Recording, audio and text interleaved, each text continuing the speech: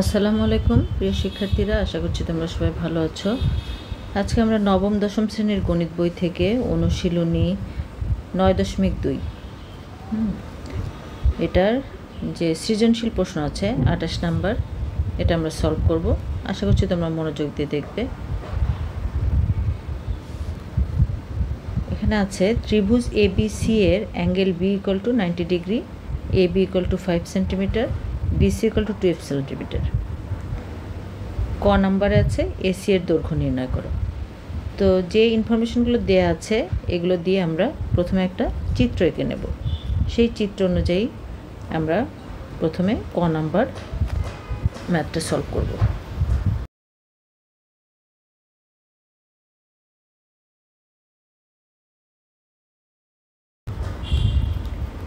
যে কোনো সাইজের, এটা কিন্তু কোনো মেজারমেন্টের প্রয়োজন হবে না, নর্মালি একটা দাগ দিয়ে কোনো মাপ নিতে হবে না।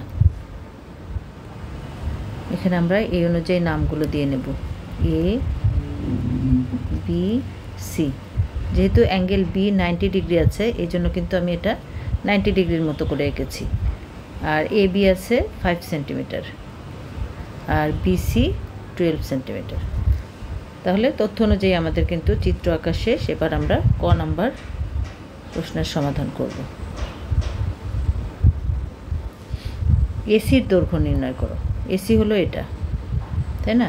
তার মানে এখানে কি আমরা দেখতে পাচ্ছি, এটা একটি সমকোণী ত্রিভুজ, আর এসি হলো অতিভুজ।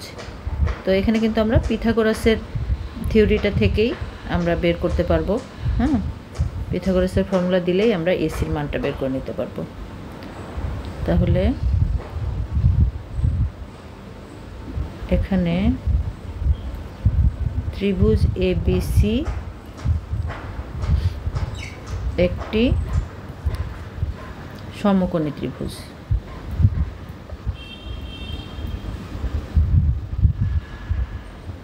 যেহেতু অ্যাঙ্গেল B = 90 ডিগ্রি, অতএব AC² = AB² + BC²। পিথাগোরাসের উপপাদ্য। এখন আমরা মান বসিয়ে দেব। এসির মান আমাদের বের করতে হবে। AB জানা আছে 5² আর BC হলো 12²। 25 + 144 169। তার মানে এসি সমান কত? এসি হলো 169-এর বর্গমূল করতে হবে, তার মানে 13 সেন্টিমিটার। এটা হলো উত্তর। তাহলে ক নাম্বার প্রশ্নের আনসার আমরা পেয়ে গেলাম। এবার খ নাম্বারে কি আছে দেখো। অ্যাঙ্গেল C = থিটা হলে সাইন থিটা প্লাস কস থিটার মান নির্ণয় করো। এই যে অ্যাঙ্গেল C, এটাকে থিটা ধরা হচ্ছে। এটা যদি থিটা হয় সেক্ষেত্রে সাইন থিটা প্লাস কস থিটার মান আমাদেরকে বের করতে হবে। চলো তাহলে দেখে নেওয়া যাক।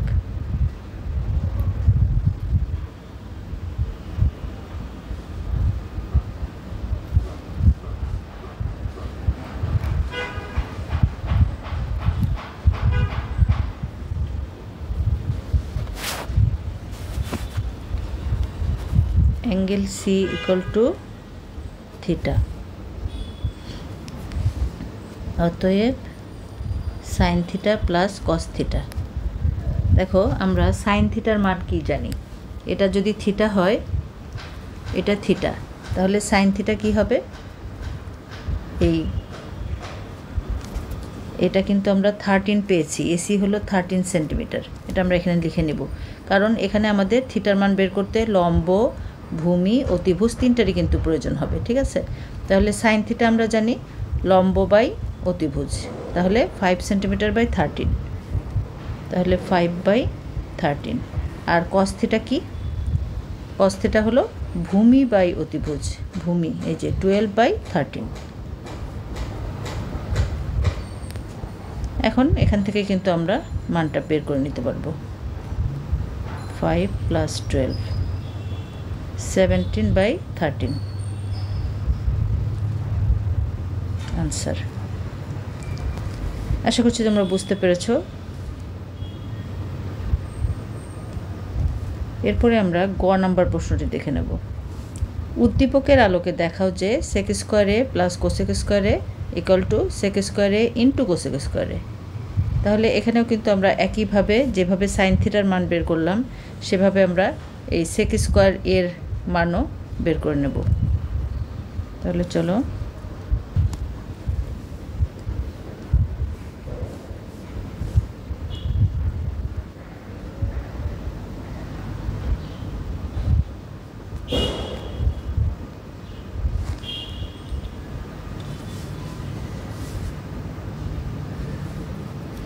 তাহলে শুরুতেই আমরা যদি এখানে সেকে আর কোসেকের মান বের করে নেই তাহলে কিন্তু মানটা বসাতে অনেক বেশি ইজি হবে। তো আমরা এই জন্য সেকের মান আগে বের করে নেব। সেকে ইকুয়াল টু 1/cos A।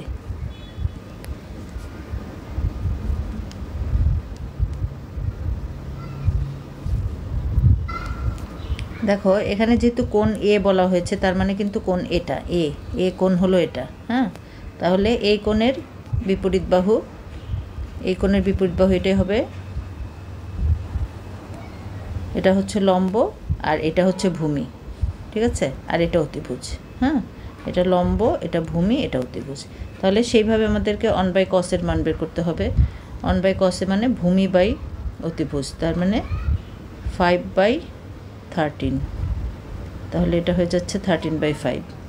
একইভাবে আমরা কোসেকের মান বের করে নেব। Cosec equal to 1/sin A।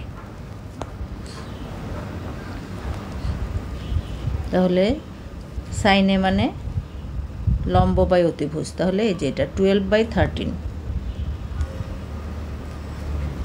12/13 মানে এটা উল্টে গেলে 13/12। তাহলে আমরা সেকে এবং কোসেকে দুটার মানই পেয়ে গেলাম। এখন আমরা বাম পক্ষটা বসাবো।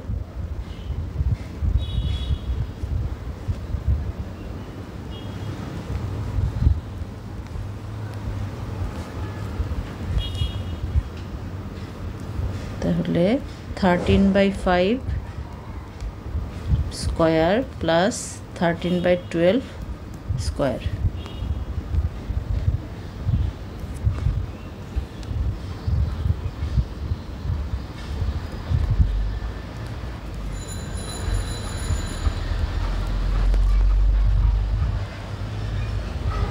এখান থেকে আমরা 169 যদি কমন নেই তাহলে এখানে আমরা নিচে পাচ্ছি এলসিএম 300 আর এখানে 144 প্লাস 25। তাহলে 169 ইন্টু 169।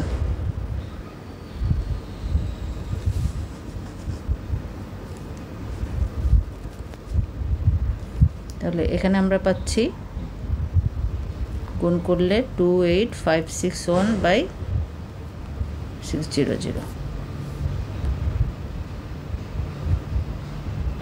এখন আমরা ডান পক্ষটা লিখব।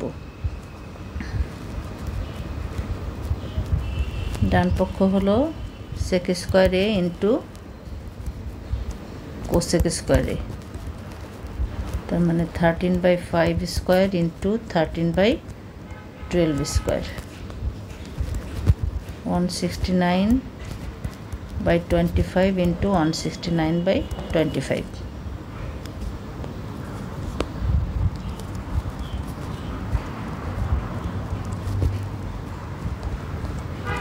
তাহলে দেখো বাম পক্ষ আর ডান পক্ষ কিন্তু সমান হয়ে গেল।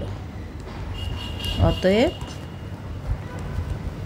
বাম পক্ষ সমান ডান পক্ষ, প্রমাণিত। আশা করছি তোমরা বুঝতে পেরেছো। আজকে তাহলে এই পর্যন্তই। ভিডিওটি যদি তোমাদের উপকার এসে থাকে তাহলে অবশ্যই প্রিয়জনদেরকে বেশি বেশি করে শেয়ার করে দিও আর সাবস্ক্রাইব করতে ভুলো না। ভালো থেকো, সুস্থ থেকো, সবসময় ভালোর সাথে থেকো। আল্লাহ হাফেজ।